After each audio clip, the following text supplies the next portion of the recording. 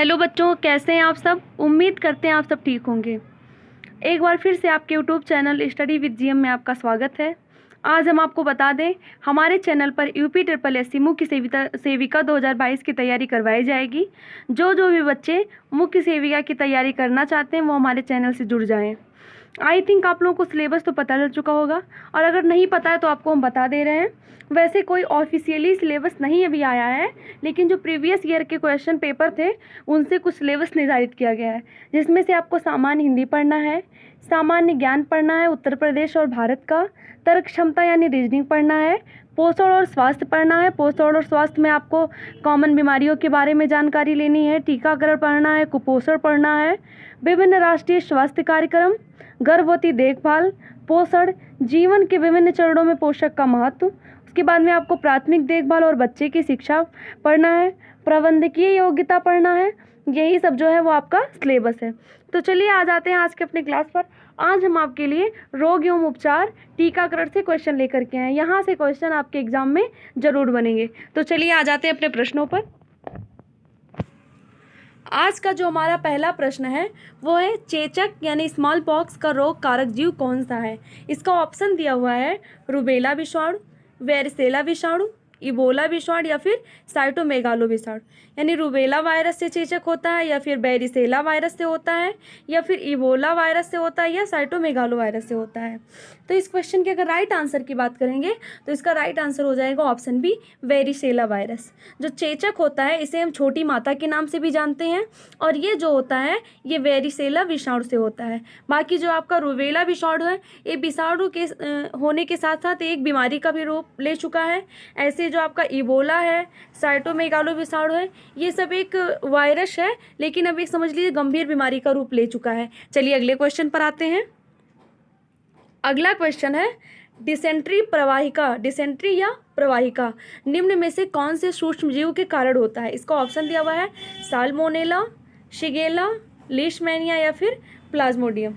तो इस क्वेश्चन के अगर राइट आंसर की बात करेंगे तो इस क्वेश्चन का राइट आंसर ये और भी दोनों हो जाएगा, क्योंकि जो हमारा डिसेंट्री होता है ये डाइजेस्टिव सिस्टम का यानी पाचन तंत्र का रोग होता है, और ये सिगेला और साल्मोनेला या एंटमीबा हिस्टोलिटिका के कारण होता है। तो इनमें से आपको आपके क्वेश्चन में जो भी आंसर दिखेंगे, चाहे साल्मोनेला रहेगा, शिगेला रहेगा या फिर एंटमीबा हिस्टोलिटिका रहेगा, तो आप उन तीनों में से किसी एक को टिक कर देंगे। तो इस क्वेश्चन का जो राइट आंसर, अगर हम राइट आंसर की बात करेंगे तो हमारा ऑप्शन ये और भी दोनों सही हो जाएगा। चलिए अगले क्वेश्चन पर आते हैं। अगला क्वेश्चन है, निम्न में से कौन सा जानवर रेबीज फैलाता है। इसका ऑप्शन दिया हुआ है छिपकली, गिलहरी, कबूतर या फिर कुत्ता। तो इस क्वेश्चन का अगर राइट आंसर हो जाएगा वो हो जाएगा ऑप्शन डी, कुत्ता। कुत्ता जो होता है रेबीज फैलाता है। जितने भी जीभ से पानी पीने वाले जीव होते हैं आपके, वो सब रेबीज फैलाते हैं, कुत्ता, बिल्ली, बंदर। चलिए अगले क्वेश्चन पर आते हैं।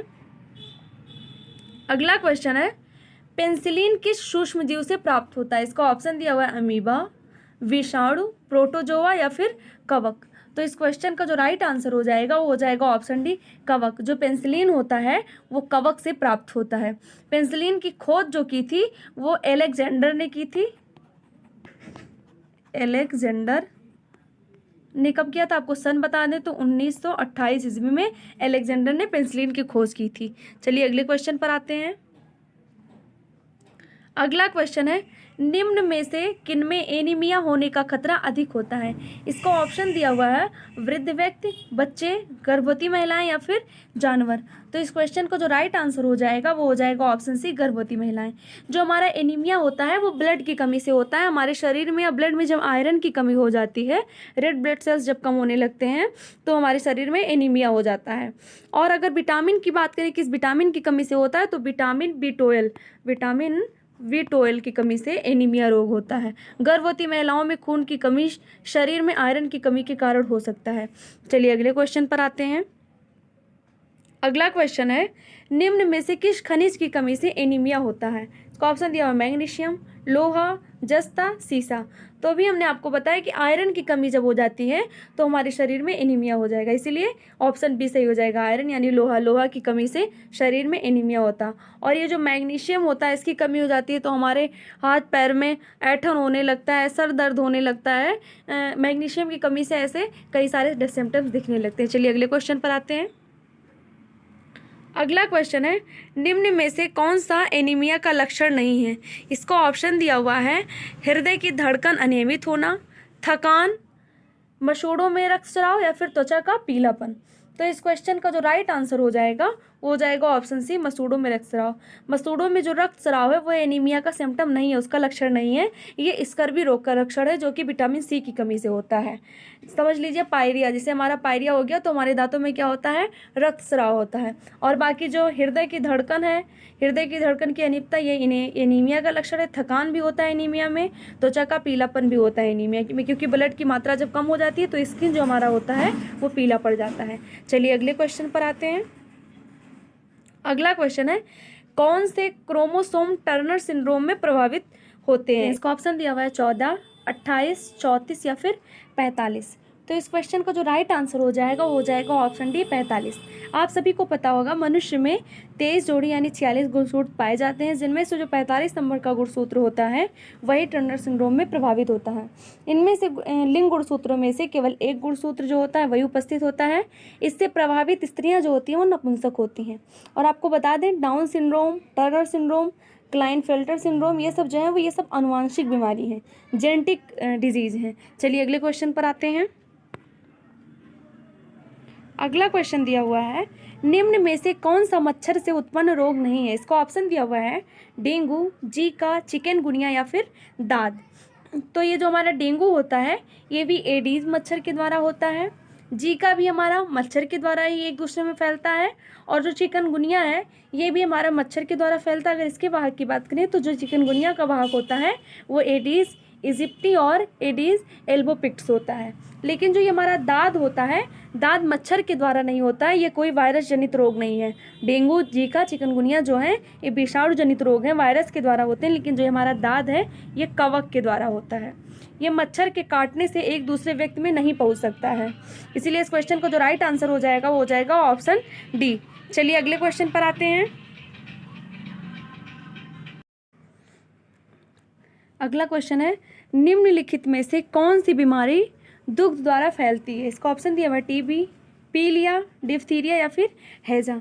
तो इस क्वेश्चन के अगर राइट आंसर की बात करेंगे तो ऑप्शन ये और सी आप दोनों सही मानेंगे, लेकिन जो प्राथमिकता दिया जाएगा और डिप्थीरिया को। पहले ऐसा माना जाता था जो टीबी और डिप्थीरिया दोनों दूध द्वारा फैलता है, लेकिन हाल ही में कुछ अध्ययन से पता चला है कि जो डिप्थीरिया होता है वो दूध द्वारा फैलता है। तो इस क्वेश्चन के राइट आंसर की बात करेंगे तो आप दोनों मानेंगे, लेकिन अगर आपके ऑप्शन में डिप्थीरिया दिया हुआ है तो सबसे पहले आप डिप्थीरिया को टिक करेंगे। टीबी माइकोबैक्टीरियम ट्यूबरक्लोसिस से होता है। हैजा जो होता है ये आपका विब्रियो कॉलरी से होता है। और पीलिया जो होता है ये हिपेटाइटिस ए या फिर सी के द्वारा होता है। चलिए अगले क्वेश्चन पर आते हैं। अगला क्वेश्चन है, बीसीजी वैक्सीन किस रोग में प्रयुक्त होता है? इसका ऑप्शन दिया हुआ है, डिप्थीरिया, क्षय रोग, टिटनेस या फिर खसरा। तो इस क्वेश्चन के अगर राइट आंसर की बात करेंगे तो इसका राइट आंसर हो जाएगा ऑप्शन बी, क्षय रोग यानी टीबी ट्यूबरक्लोसिस। जो टीबी होता है वो माइकोबैक्टीरियम ट्यूबरक्लोसिस जीवाणु से होता है। इसकी खोज जो की थी वो रॉबर्ट कोच नामक वैज्ञानिक ने की थी। रॉबर्ट कोच नामक वैज्ञानिक ने इसकी खोज की थी। और इस बीमारी से बचने के लिए बीसीजी का टीका लगवाया जाता है। बाकी जो आपका टिटनेस है, कुकुर खांसी हो गया और डिप्थीरिया हो गया, इससे बचने के लिए नवजात शिशु को डीपीटी का टीका लगाया जाता है। डीपीटी का टीका लगाया जाता है। चलिए अगले क्वेश्चन पर आते हैं। अगला क्वेश्चन है, इनमें से किसके कारण सोडियम की कमी हो सकती है? इसका ऑप्शन दिया, उच्च रक्तचाप, निम्न रक्तचाप यानी high blood pressure, low blood pressure, दस्त या फिर डिमेंशिया। तो इस क्वेश्चन का राइट आंसर हो जाएगा ऑप्शन सी, दस्त। दस्त के कारण शरीर में सोडियम की कमी हो जाती है। चलिए अगले क्वेश्चन पर आते हैं। अगला क्वेश्चन दिया हुआ है, निम्नलिखित में से कौन सा रोग दूषित जल के सेवन से होता है? इसका ऑप्शन दिया हुआ है, हैजा, मलेरिया, तपेदिक या फिर फ्लू। तो इस क्वेश्चन का राइट आंसर हो जाएगा ऑप्शन ये, हैजा। हैजा जो होता है वो विब्रियो कॉलरी नामक जीवाणु के कारण होता है और ये मक्खियों द्वारा फैलता है। हैजा रोग जो होता है वो दूषित जल के सेवन से होता है। इसके अगर लक्षण की बात करें तो इससे व्यक्ति के शरीर में जल की कमी हो जाती है, हाथ पैर में ऐंठन होने लगता है, उल्टी आता है, दस्त आता है, बुखार भी आ सकता है, सर दर्द होता है, ये सब उसके लक्षण होते हैं। और इससे बचाव के लिए हैजे का टीका लगवाना चाहिए और पानी को उबाल कर पीना चाहिए। और ये जो मलेरिया है प्लाज्मोडियम से होता है। तो इसका जो 4 प्लाज्मोडियम होता है, इस मलेरिया का वाहक जो होता है, वैसे ये मादा एनाफ्लीज मच्छर के काटने से होता है, लेकिन इसका जो खास वाहक माना जाता है वो प्लाज्मोडियम माना जाता है। 4 टाइप का होता है। एक होता है Plasmodium falciparum, Plasmodium vowel, Plasmodium vivax and Plasmodium falciparum. और जो तपेदिक है ये आपका ट्यूबरक्लोसिस ही है, ये माइकोबैक्टीरियम ट्यूबरक्लोसिस से होता है। चलिए अगले क्वेश्चन पर आते हैं। अगला क्वेश्चन है किस तत्व की कमी से घेंघा रोग होता है? इसका ऑप्शन दिया हुआ है नाइट्रोजन, कैल्शियम, आयोडीन या फिर फास्फोरस। तो इस क्वेश्चन का जो राइट आंसर हो जाएगा वो हो जाएगा ऑप्शन सी आयोडीन। आयोडीन की कमी से जो होता है वो घेंघा रोग होता है। बाकी जो कैल्शियम है इसकी कमी से हमारे बोन संबंधी यानी हड्डी संबंधी रोग हो जाते हैं। फास्फोरस और ये जो कैल्शियम फास्फोरस है, तो फास्फोरस और कैल्शियम से दांत और हड्डी दोनों संबंधी रोग हो सकते हैं। चलिए अगले क्वेश्चन पर आते हैं। अगला क्वेश्चन है घेंघा रोग किसकी अल्पक्रियता के कारण होता है? थायराइड की, पैराथायराइड की, थाइमस की या फिर पिट्यूटरी की। तो इस क्वेश्चन का जो राइट आंसर हो जाएगा वो हो जाएगा ऑप्शन ए थायराइड। थायराइड की अल्पक्रियता के कारण जो होता है वो घेंघा रोग होता है, इसे गॉइटर भी कहते हैं। चलिए अगले क्वेश्चन पर आते हैं। अगला क्वेश्चन है हेपेटाइटिस बी वास्तव में है एक, इसका ऑप्शन दिया हुआ है वायरस, बैक्टीरिया, प्रोटोजोआ या फिर हेलीमंथ। तो इस क्वेश्चन का जो राइट आंसर हो जाएगा वो हो जाएगा ऑप्शन ये वायरस। हेपेटाइटिस बी जो होता है वो एक वायरस होता है, वायरस जनित बीमारी है। इसमें हमारा लीवर जो होता है वो इफेक्टिव होता है। जो हेपेटाइटिस बी होता है वो लीवर को प्रभावित करता है। हेपेटाइटिस बी का जो वायरस है उसे हेपेडिनावार्डी परिवार के अंतर्गत रखा गया है। और जो हेपेटाइटिस बी का वायरस होता है इनमें डीएनए का दोहरा सूत्र पाया जाता है, यानी डीएनए डबल स्ट्रैंड पाया जाता है। वैसे आपने सुना होगा या पढ़ा होगा कि जो हमारा वायरस होता है उसमें सिंगल स्ट्रैंड डीएनए होता है, लेकिन इसके डीएनए में, हेपेटाइटिस बी के वायरस के डीएनए में जो होता है वो डबल स्ट्रैंड डीएनए पाया जाता है। चलिए अगले क्वेश्चन पर आते हैं। अगला क्वेश्चन है मलेरिया रोग से कौन सा अंग प्रभावित होता है? इसका ऑप्शन दिया हुआ है प्लीहा, लीवर, फेफड़े या फिर अस्थिया। प्लीहा यानी तिल्ली, स्प्लीन, इसका तिल्ली भी नाम है, इसे इंग्लिश में स्प्लीन कहते हैं। तो जो मलेरिया होता है ये परजीवी प्लाज्मोडियम से होता है। अभी हमने आपको पहले बताया, इससे पहले क्वेश्चन में बताया कि जो मलेरिया होता है वो 4 प्लाज्मोडियम से फैलता है, हमने आपको नाम भी बताया उसके। तो जो ये मलेरिया रोग जो होता है वो हमारे प्लीहा को प्रभावित करता है। इससे लाल रुधिराणु जो होते हैं, आरबीसी जो होते हैं वो नष्ट होने लगते हैं, से रोगी की रक्त क्षीणता हो जाती है, यानी कि ब्लड की कमी हो जाती है, और इसकी स्प्लीन जो होती है वो बढ़ने लगती है। चलिए अगले क्वेश्चन पर आते हैं। तो इस क्वेश्चन का अगर राइट आंसर हो जाएगा तो देखो ऑप्शन ये प्लीहा, प्लीहा सही हो जाएगा। चलिए अगले क्वेश्चन पर आते हैं। अगला क्वेश्चन है मलेरिया के लिए सबसे अधिक प्रमाणित औषधि कौन सी है? इसका ऑप्शन दिया हुआ है क्यूनाइन, क्यूनाइन को कुनैन भी कहते हैं, पेंसिलिन, सिट्रेप्टोमाइसिन या फिर इनमें से कोई नहीं। तो इस क्वेश्चन का जो राइट आंसर हो जाएगा वो हो जाएगा ऑप्शन ये क्यूनाइन यानी कुनैन। जो मलेरिया होता है इसके बचाव के लिए कुनैन, डेराप्रिम आदि रोग निरोधी औषधियों का उपयोग करना चाहिए। चलिए अगले क्वेश्चन पर आते हैं। अगला क्वेश्चन है निमोनिया रोग शरीर के किस अंग को प्रभावित करता है? इसका ऑप्शन दिया हुआ है फेफड़े, क्लोम, लीवर या फिर आंत। तो इस क्वेश्चन के अगर राइट आंसर की बात करेंगे तो इस क्वेश्चन का जो राइट आंसर हो जाएगा फेफड़ा। निमोनिया रोग में फेफड़े के वायु कोष्ठ यानी लंग्स के जो एल्विलाई होते हैं वो संक्रमित हो जाते हैं। स्ट्रेप्टोकोकस न्यूमोनी और हीमोफिलिस इन्फ्लुएंजी जीवाणु के द्वारा मानव में निमोनिया रोग हो जाता है। इस संक्रमण के कारण जो होता है एल्विलाई में फ्लूइड भर जाता है, जिसके कारण से सांस लेने में बहुत प्रॉब्लम होती है। और अगर इसके लक्षण की बात करें तो इसमें बुखार आता है, ठंडक लगती है, खांसी आता है, सिर दर्द रहता है, ये सब जो होते हैं वो निमोनिया के लक्षण होते हैं। चलिए अगले क्वेश्चन पर आते हैं। अगला क्वेश्चन है सेरेब्रल पाल्सी एक मस्तिष्क संबंधी विकार है जो सामान्यतया पाया जाता है। इसका ऑप्शन दिया हुआ है वृद्धों में, ड्रग्स नशेड़ियों में, छोटे बच्चों में या फिर केवल महिलाओं में।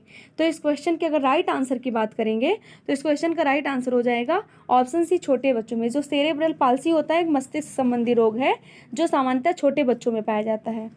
प्राथमिक रूप से यह शरीर संचलन एवं मांसपेशियों में समन्वय को प्रभावित करता है। चलिए अगले क्वेश्चन पर आते हैं। अगला क्वेश्चन है अल्जाइमर रोग किससे संबंधित है? इसका ऑप्शन दिया हुआ है गुर्दे से यानी किडनी से, आँख से, मस्तिष्क से या फिर इनमें से कोई नहीं। तो इस क्वेश्चन का जो राइट आंसर हो जाएगा वो हो जाएगा ऑप्शन सी, मस्तिष्क से। अल्जाइमर जो रोग जो है इसे मनोभ्रंश या फिर डिमेंशिया रोग भी कहते हैं। यह एक विशेष प्रकार का रोग है। इस रोग से ग्रसित जो व्यक्ति होता है कि मस्तिष्क के स्नायु के क्षरण से स्मृतियों मतलब उसे याद कुछ नहीं रहता, उसकी याददाश्त जो होती है वो कमज़ोर हो जाती है और इसका कोई इलाज नहीं है, लेकिन कुछ दवाओं से इसके लक्षण में थोड़ा सुधार पाया गया है। चलिए अगले क्वेश्चन पर आते हैं। अगला क्वेश्चन है बिडाल परीक्षण किसके द्वारा किया जाता है? इसका ऑप्शन है हैजा, टाइफाइड, मलेरिया या फिर पीत ज्वर। तो आपका जो ये टाइफाइड होता है, टाइफाइड के लिए बिडाल टेस्ट करवाया जाता है।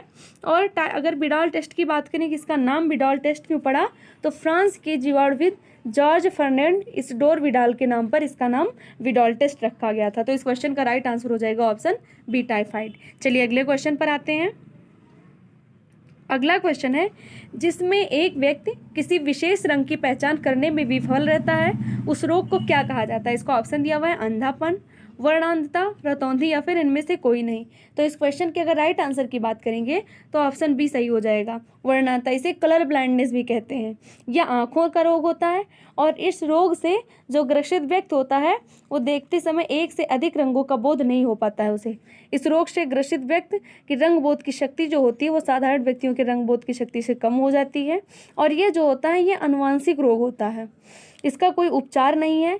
इस रोग से जो ग्रसित व्यक्ति होता है वो लाल और हरे रंग में भेद नहीं कर पाता, इसलिए वर्णांधता को लाल हरा अंधापन भी कहते हैं। चलिए अगले क्वेश्चन पर आते हैं।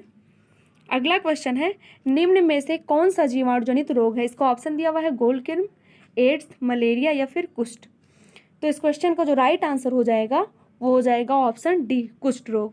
जो हमारा कुष्ठ रोग होता है जिसे आप चर्म रोग भी कहते हैं, इसे लेप्रोसी भी कहते हैं, ये जो होता है माइकोबैक्टीरियम लेप्री से होता है। इसके बैक्टीरिया का नाम होता है माइकोबैक्टीरियम। आप लोग लिखते चलिए, इसको नोट करते चलिए, माइकोबैक्टीरियम लेप्री। हम आपको ऐसे ही समझा दे रहे हैं। माइकोबैक्टीरियम लेप्री से जो होता है वो मलेरिया रोग होता है। इसमें जो होता है क्या होता है कि इसमें मनुष्य के शरीर के जो नर्व होते हैं वो इसमें प्रभावित होने लगते हैं, इसमें शरीर पर चकत्ते पड़ने लगते हैं और जो हमारी एड़ी होती है नीचे, यानी कि इसको हिल कह लीजिए, हिल, एड़ी और रिस्ट यानी जो कलाई होती है, इसके अगल बगल की जो नर्व होती है वो बहुत ज़्यादा प्रभावित होती हैं। चलिए अगले क्वेश्चन पर आते हैं। अगला क्वेश्चन है निम्न में से कौन सा बैक्टीरिया जनित रोग नहीं है? इसका ऑप्शन दिया हुआ है आंत्रज्वर, प्लेग, डिप्थीरिया या फिर दमा। तो इस क्वेश्चन का जो राइट आंसर हो जाएगा वो हो जाएगा ऑप्शन डी, दमा। टाइफाइड जो होता है हमारा, आंत्रज्वर होता है इसे टाइफाइड बोलते हैं। ये जो होता है हमारा वो साल्मोनेला टाइफी से होता है, साल्मोनेला टाइफी से होता है। और जो ये प्लेग होता है हमारा, प्लेग जो होता है पास्चुरेला पेस्टिस से होता है या फिर इसे एर्सीनिया पेस्टिस भी कहते हैं। ये सब जीवाणु हैं। और जो डिप्थीरिया होता है इसे कोराइन बैक्टीरियम डिप्थीरी नामक जीवाणु के द्वारा होता है। लेकिन जो दमा या अस्थमा, दमा को अस्थमा भी बोलते हैं, ये श्वसन तंत्र की बीमारी होती है जिसके कारण सांस लेना मुश्किल हो जाता है। दमा एलर्जी या मौसम के प्रभाव के कारण या आनुवांशिक कारणों से भी हो सकता है। कि हैजा, आपको हम बता दें कि बैक्टीरिया से होने वाले और कौन कौन से रोग हैं। आपका ये आंत्रज्वर जो है, प्लेग है, डिप्थीरिया, ये सब हमारे जो होते हैं बैक्टीरिया से होते हैं। इसके अलावा हैजा है, कुष्ठ रोग है, तपेदिक है या फिर एच्छमा या क्षय रोग है। तपेदिक, एच्छमा, क्षय रोग तीनों एक ही है, उसे ट्यूबरक्लोसिस ही बोलेंगे आप। टीबी, निमोनिया, काली खांसी, टिटनेस, ये सब जो है ये जीवाणु से होने वाले रोग हैं। आप इसे नोट करते चलिएगा। चलिए अगले क्वेश्चन पर आते हैं। अगला क्वेश्चन है निम्न में से कौन सी बीमारी से टीकाकरण द्वारा नहीं बचा जा सकता है? इसका ऑप्शन दिया हुआ काली खांसी, पोलियो, दमा या फिर रेबीज। तो इस क्वेश्चन को जो राइट आंसर हो जाएगा वो हो जाएगा ऑप्शन सी, दमा। टीकाकरण बैक्टीरिया या वायरस वाली बीमारियों से बचाने के लिए उपयोगी होता है। अगर हमें कोई वायरस या बैक्टीरिया सी बीमारी हुई है तो उसके लिए टीकाकरण किया जाता है, उसके लिए वैक्सीन बने हैं। लेकिन जो दमा होता है ये बैक्टीरिया या वायरस के द्वारा नहीं होता है, अतः जो दमा होता है उस दमा से हम टीकाकरण द्वारा नहीं बच सकते हैं। चलिए अगले क्वेश्चन पर आते हैं। अगला क्वेश्चन है एंथ्रेक्स के लिए टीकाकरण की खोज किसने की? इसका ऑप्शन दिया हुआ है एडवर्ड जेनर, रॉबर्ट कोच, इवानोवास्की या फिर लुई पास्चर। तो इस क्वेश्चन का जो राइट आंसर हो जाएगा वो हो जाएगा option D, Louis Pasteur. Louis Pasteur ने एंथ्रेक्स के टीके की खोज की थी। एंथ्रेक्स जो होता है ये खतरनाक और जानलेवा रोग है, यह मानव एवं पशु दोनों को संक्रमित करता है। इसका कारण जो होता है वो बैसिलस एंथ्रेसिस नामक जीवाणु होता है। अगर हम एंथ्रेक्स के जीवाणु की बात करेंगे तो ये बैसिलस एंथ्रेसिस नामक जीवाणु के द्वारा फैलता है। सबसे पहले फ्रांसीसी वैज्ञानिक लुई पास्चर ने एंथ्रेक्स के टीका की खोज की थी। चलिए अगले क्वेश्चन पर आते हैं। अगला क्वेश्चन है, तीसरी पीढ़ी के टीके होते हैं, इसका ऑप्शन दिया हुआ है दुर्बल किए हुए रोगाणु, रोगजनक सापेक्ष, मोनोक्लोनल प्रतिजन या फिर कृत्रिम प्रतिजन। तो इस क्वेश्चन का जो राइट आंसर हो जाएगा वो हो जाएगा ऑप्शन डी, कृत्रिम प्रतिजन। तीसरी पीढ़ी के टीके जो होते हैं वो डीएनए टीके होते हैं। इसमें जिस रोग से प्रतिरोधकता अपेक्षित होती है उसके एंटीजन में जेनेटिक इंजीनियर तकनीकी द्वारा बदलाव करके कृत्रिम प्रतिजन वैक्सीन लगाया जाता है या फिर बनाया जाता है। चलिए अगले क्वेश्चन पर आते हैं। अगला क्वेश्चन है, पैरासीटामॉल है, इसका ऑप्शन दिया हुआ है प्रतितापक तथा दर्दनाशक, प्रतितापक या फिर प्रतिजैविक। तो इस क्वेश्चन का जो राइट आंसर हो जाएगा वो हो जाएगा ऑप्शन ए, प्रतितापक तथा दर्दनाशक। पैरासीटामॉल जो होता है ये रासायनिक पदार्थ है जिसका उपयोग रोगों की निदान में दर्दनाशक में किया जाता है, और जो ये पैरासीटामॉल है ये ज्वरनाशक और दर्दनाशक दोनों होता है। चलिए अगले क्वेश्चन पर आते हैं। अगला क्वेश्चन है, बहु औषध चिकित्सा किसके संक्रमण के लिए है? इसको ऑप्शन दिया हुआ है कोढ़ यानी कुष्ठ रोग, एड्स, हैजा या फिर हिपेटाइटिस। तो इस क्वेश्चन का जो राइट आंसर हो जाएगा वो हो जाएगा ऑप्शन ये कोढ़। बहु औषध चिकित्सा यानी मल्टी ड्रग थेरेपी जो है वो कुष्ठ रोग के इलाज के लिए उपयोग किया जाता है। 1995 में WHO ने सभी स्थानीय देशों में कुष्ठ रोगियों को MDT की मुफ्त आपूर्ति की है। चलिए बस आज के लिए इतना ही बच्चे, अब मिलते हैं हम अगले वीडियो में और क्वेश्चन के साथ। तब तक के लिए धन्यवाद, बाय बाय।